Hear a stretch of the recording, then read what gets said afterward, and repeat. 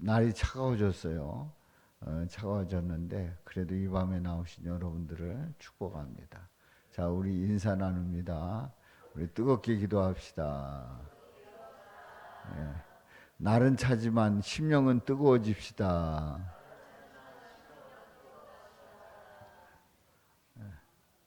아마 날이 차가워서 좀 더 나오셔야 되는데 늦게 나온 것 같기도 합니다만은 나오신 여러분들을 축복합니다.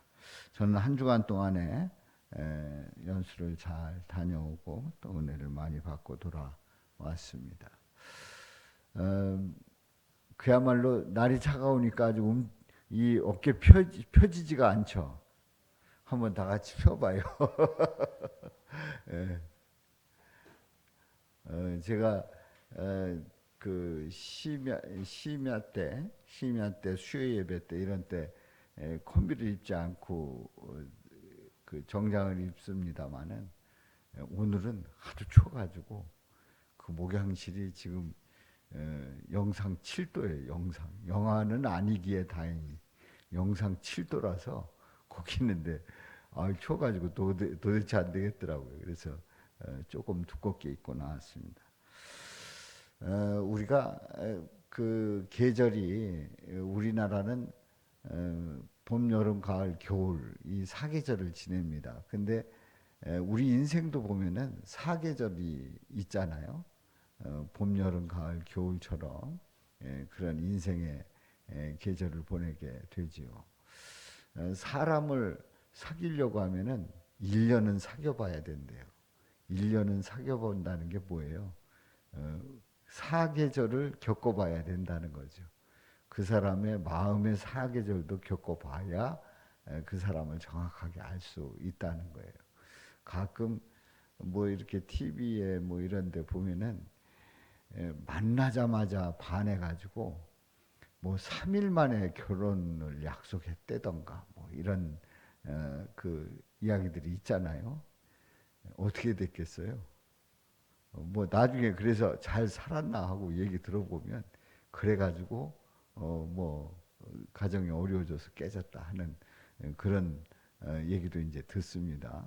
이제 물론 다 사정이 있겠습니다만은 사계절을 겪어봐야 되는 거예요. 사람은 마음의 사계절도 겪어보고 한참 필 때, 잘 될 때, 또 뭐가 왕성할 때, 또 뭐가 그 열매를 맺을 때, 또 아주 차가워질 때, 추워질 때 그런 계절을 보내듯이 사람도 이제 겪어보면서 그렇구나 하는 거를 이제 알게 되지요.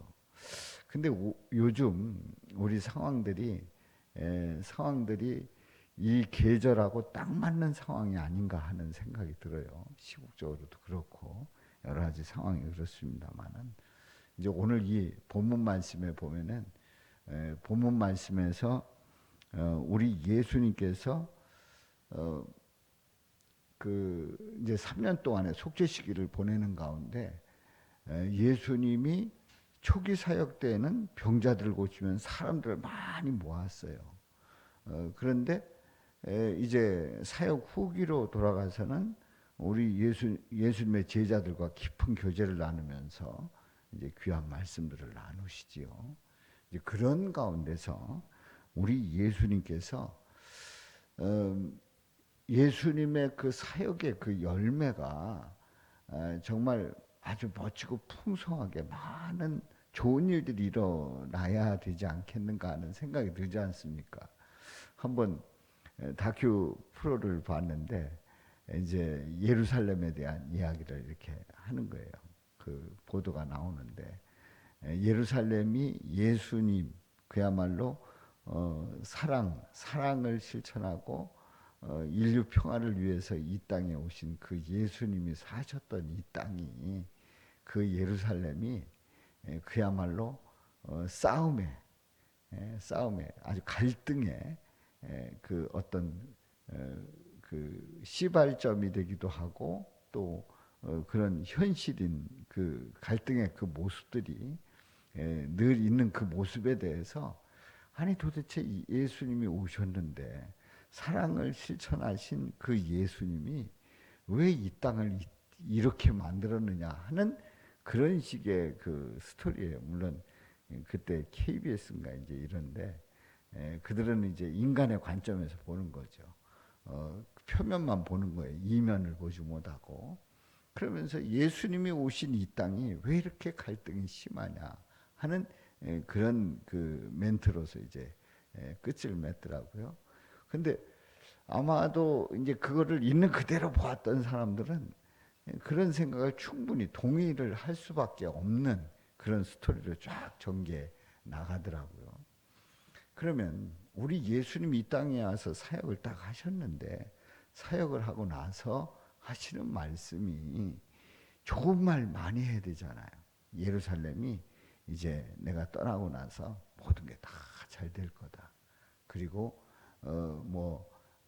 사업도 잘 되고 또 사람들도 많이 모이고 이 땅에 내가 지나간 이 땅에서는 그야말로 좋은 일들만 많이 일어날 거다.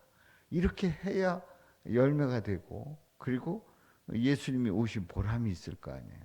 그런데 예수님은 그렇게 말씀하시지 않습니다. 오늘 본문 말씀 보면 37절에 보면 37절 자 37절 우리 다 같이 읽어봐요. 예루살렘아 예루살렘아 선자들을 죽이고 내게 파송된 자들을 돌로 치는 자여. 예루살렘을 향하여 우리 예수님 말씀하는 거예요. 선자들을 죽이고 내게 파송된 자들을 어떻게 했대요? 돌로 쳤다는 거예요. 그리고 이제 치는 자요. 그 뒤로 시작. 암탉이 그 새끼를 날개 아래에 모은 같이 내가 내 자녀를 모으려 한 일이 몇 번이더냐. 이 말은 암탉이 그 새끼를 날개 아래에 모으는 그것처럼 내가 네 자녀를 예루살렘에 대해서 모으려 한 일이 몇 번이더냐. 그 예루살렘을 품으려고 했단 말이죠. 그리고 그들에게 복음을 전했단 말이에요. 그랬는데 그러나 그 뒤로 보면 시작. 너희가 원하지 아니하였도다. 예수님이 부르실 때 예수님 앞에 나오지 않았어요. 예수님이 말씀하실 때 예수님을 인정하지 않았어요. 하나님의 아들이심을 그리고 하나님과 동등되심을 그리고 나를 본 자는 아버지를 보았다고 하는 그런 말들에 대해서 길길이 뛴 거죠. 이건 뭐 말도 안 되는 소리다. 그래서 예수님을 실제로 죽이려고 하지 않습니까? 이제 때가 되지 않아서 우리 예수님 죽지 않으셨지. 아마 그냥 일상적인 그런 시점으로 봤을 때는 벌써 돌 맞아 죽었을 겁니다. 그 상황에서 보면은 자 너희가 원하지 아니하였도다. 38절 말씀 시작. 보라 너희 집이 황폐하여 버려진 바 되리라. 네. 예레미야에 있는 말씀에 보면은 내 말을 듣지 아니한 너희들이 황폐해진다는 말씀이 바로 이 말씀이에요. 보라 너희 집이 황폐하여 버려진 바 되리라. 39절 말씀 시작. 내가 너희에게 이르노니 이제부터 너희는 찬송하리로다. 주의 이름으로 오시는 이여 할 때까지 나를 보지 못하리라 하시니라. 아멘. 이제부터 너희는 찬송하리로다. 찬송하리로다. 오히려 이 상황 속에서 찬송하라 말씀을 합니다. 주의 이름으로 오시는 이여 할 때까지 나를 보지 못할 거다. 이제 나를 보지 못하는 날이 온다는 거예요. 근데 주의 이름으로 오시는 이여 이제 주님을 환영할 그때까지 이제 그때가 언제인지는 모릅니다만은 우리 예수님은 분명히 나를 항상 볼 수 있는 게 아니다 말씀을 하시지요. 자, 그런데 24절에 있는 말씀에 보면 24절로 이어집니다. 시작. 예수께서 성전에서 나와서 가실 때에 제자들이 성전 건물들을 가리켜 보이려고 나오니. 예수님께서 성전에서 나와서 이제 가실 때 제자들이 성전 건물들을 가리켜 가리킵니다. 그러니까 무슨 얘기예요? 이 예루살렘 그 성전이 아주 잘 지어졌다는 거예요. 아주 최고의 건물이라는 거예요. 지금도 지금도 이제 그 물론 그 성전은 파괴가 됐습니다만은 헤롯이 유대인들의 그 마음을 사기 위해서 46년 동안 속죄로 잘 지었단 말이에요. 속죄로 잘 지은 그 예루살렘 성전이에요. 물론 그거를 제3성전이라고 하지 않습니다. 처음에 1성전은 뭐예요? 솔로몬 성전. 2성전은 수르바벨 성전. 그리고 헤롯이 이제 지었는데 이걸 헤롯 성전을 제3성전이라고 얘기하지 않습니다. 왜냐하면 이 헤롯 성전은 유대인들의 마음을 사기 위해서 다시 수축을 한 겁니다. 다시 수축을 한 거예요. 그래서 이제 그 수르바벨 성전을 이제 다시 수축을 해서 이제 잘 지었죠. 그러니까 예루살렘 사람들이 얼마나 이 헤롯을 그 인정을 했겠습니까? 헤롯이 이제 그 사람들의 그 마음을 사기 위해서 그렇게 잘 지은 성전을 제자들이 보면서 정말 그 당시에 최고의 건물을 보는 거죠. 게다가 하나님의 성전이니까 성전을 가리킵니다. 그러니까 그 성전에 대해서 어느 누구도 이의를 제기할 수가 없었어요. 그리고 그 당시에 예수님을 핍박하던 그 바리새인들, 뭐 종교 지도자들, 이 모든 사람들이 예루살렘 성전에 대해서는 누구도 건드릴 수 없는 그런 그 어떤 그 모든 사람들이 이 성전에 대해서 뭐 언급할 수 없을 정도의 최고의 성전이에요. 근데 그 성전에 대해서 우리 예수님이 하시는 말씀이 2절 말씀 시작. 대답하여 이르시되 너희가 이 모든 것을 보지 못하였느냐. 내가 진실로 너희에게 이르노니 돌 하나도 돌 위에 남지 않고 다 무너뜨려지리라. 아멘. 그러니까 한마디로 얘기해서 이제 표면적으로 볼 때 예수님은 말도 안 되는 그 내용으로 말씀을 하신 거예요. 아니 세상에 돌 하나도 돌 위에 남지 않고 다 무너뜨려지리라. 그렇게 그 속죄로 잘 지은 그 예루살렘 성전이 무너진다? 뭐 어느 누구도 꿈에도 생각하지 못할 그런 내용입니다. 그 성지순례 갔을 때 그 이제 예루살렘 성전 그러니까 밑에죠. 밑에 통곡의 벽, 그 남아 있는 통곡의 벽이 있는데 그야말로 지상 위로는 다 무너졌고 그 밑에 지하 쪽에 기초에 해당되는 거기가 이제 남아 있어가지고 통곡의 벽이다 해서 거기다가 이제 그 앞에서 이제 기도하고 막 이럽니다.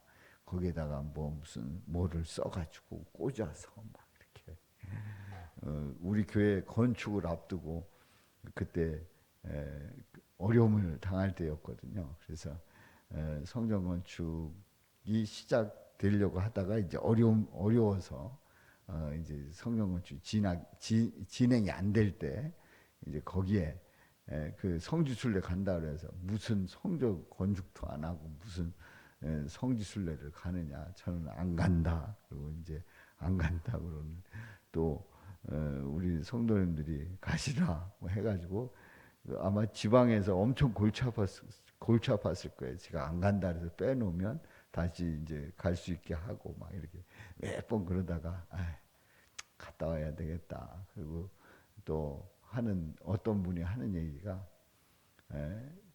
그때 당시에 이제 저하고 이제 가까웠던 다른 교회 장로님이 그러시더라고. 나이 들어가지고 가면 그거 뭐 하냐고. 젊었을 때 가서 보고 느끼고 거길 돌아보고 그 내용을 가지고 설교하는 게 더 잘하는 거라고 그렇게 격려를 해주시더라고요. 그래서 이게 우리 성도님들이 저를 보내려고 하는 것이 하나님의 뜻이구나. 그래서 이제 가게 됐죠. 근데 이제 가서 저도 이제 거기다가 뭐 성전 건축에 대한 거 써가지고 통곡에다가 꽂아놓고 이제 기도를 하고 기도를 하고 그랬습니다만은. 근데 그 예루살렘 그 당시에 그 성전 그 성전에 대해서 우리 예수님이 분명히 말씀을 합니다. 돌 위에 돌 하나도 남지 않고 다 무너뜨려지리라. 그리고 우리 예수님은 사흘 만에 내가 헐고 사흘 만에 짓겠다는 말씀도 하시지요. 자, 이 말씀을 통해서 우리는 뭘 깨닫습니까? 앞에서 말씀을 드렸잖아요.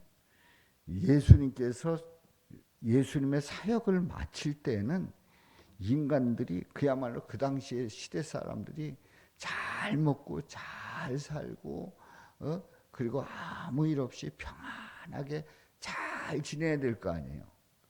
하나님의 아들 예수님이 와서 이 땅에서 사역을 하시는데, 그리고 사역을 하고 이제 끝내시는데, 물론 십자가에 못 박히시지만 이런 좋은 일이 있어야 될 거 아니에요. 그런데 그렇게 말씀하시지 않았단 말이죠. 이 너희 집이 황폐하여지라. 이 성읍이 황폐해진다. 또 성전이 돌 위에 돌 하나도 남지 않고 무너진다 하는 그런 예언의 말씀을 하셨어요. 그리고 실제로 실제로 예루살렘 그 성이 예루살렘 성이 AD 70년에 로마의 그 침략을 받아가지고 예루살렘 성이 함락이 됩니다. 그리고 성전이 무너지는 거예요. 그야말로 절대로 안 무너질 것 같았던 그 잘 지은 성전이 무너져가지고 돌 위에 돌 하나도 남지 않는 그런 실제의 일이 일어나는 거예요. 그리고 내 집이 황폐해지리라. 예수님을 십자가에 못 박고 유대인들이 그 뒤로 70년 이후로 로마와 이제 그 항쟁을 하면서 마사다로 이렇게 남은 사람들이 피신을 하게 되죠. 근데 그 마사다에서 계속 항전하면서 산 꼭대기에서 살아남습니다만은 결국은 그 사람들이 또 이제 붙잡히게 되고 몰살을 당하죠. 그래서 이제 유대인들이 전 세계적으로 흩어지게 됩니다. 전 세계적으로 그야말로 예루살렘이 완전히 황폐해지는 그런 일이 실제로 일어나는 거예요. 그러니까 지금 이 내용은 역사적인 사실이에요. 역사적인 사실. 근데 이 역사적인 사실에 대해서 유대인들이 제일 싫어하는 말이 있대요. 뭐냐면 유대인들이 예수님을 십자가에 못 박고 나서 다 쫓겨나가지고 2000년 동안 유리방황하게 됐다. 예수님을 십자가에 못 박고 나서 그거를 그렇게 싫어한대요. 그렇게 싫어한대. 그러나 성경에 있는 그 말씀 그대로 말씀하면 너희 집이 황폐하여 버려진 바 되리라. 황폐하리라. 그냥 황폐해진 거예요. 그대로 그 역사적으로 이루어졌어요. 근데 더 중요한 거는 우리는 예수님이 오셨다 가신 그 예루살렘이 그 이스라엘이 그렇게 그 시련을 당하게 되고 그렇게 어려움 가운데 있었단 말이에요. 근데 여기에서 우리가 분명히 우리가 깨닫는 것은 이 땅에 소망이 있다고요, 없다고요? 인간은 이 땅에 소망을 둬야 된다고요, 두지 말아야 된다고요? 두지 말아야 된다는 것을 분명히 말씀하고 있어요. 우리 예수님이 오셨다 가신 그 땅이 그 지경이 됐어요. 우리가 살고 있는 이 세상은 영원한 세상이 아닙니다. 우리는 예수님을 믿고 영생의 삶을 살아야 할 줄로 믿습니다. 그러니까 예수님, 뭐 더 자세한 더 이후의 내용들은 다음에 나누기로 하고요. 우리 예수님이 이 세상에 오셨다 가시는 그 가운데서 우리에게 분명히 말씀을 합니다. 이 세상에 소망을 두지 말아라. 물론 이 세상 속에서 주어진 삶 속에서 우리는 열심히 살고 또 그런 그 문화적인 혜택을 누리고 또 발전해 나가고 이런 축복들을 누리며 살잖아요. 근데 이 세상이 전부는 아니다 하는 거예요. 저도 그렇고 여러분도 그렇고 그렇지 않겠어요? 우리가 사는 이 삶이 영원할 수 있냐 이거예요. 아니에요. 우리는 한 세대를 살고 나면 끝나는 거예요. 주님 오라 하시면 가는 거예요. 그 영원한 삶에 대한 소망을 두고 예수님께 소망 두시기를 주님의 이름으로 축원합니다. 그야말로 요즘 우리 사는 세대, 우리가 지금 알고 저기 다 보고 있잖아요. 대통령도 깜빵에 가는 세상인데